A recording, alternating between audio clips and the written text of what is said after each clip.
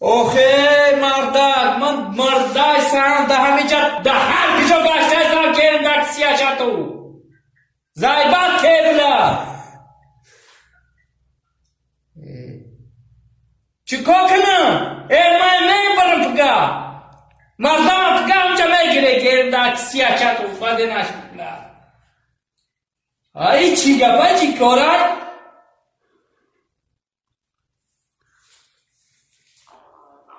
بچه سیر چیدم با نام خدا این کار منم این شاب هنمی 15-20 روز کار منم سونا میگیرم میام خونه کردم در سی برای تو بخی چی کار منه بکنه علا این بر بیزار شدم همی زندگیم بیزار شدگیم همیجا های کیه؟ چی پرابلم های؟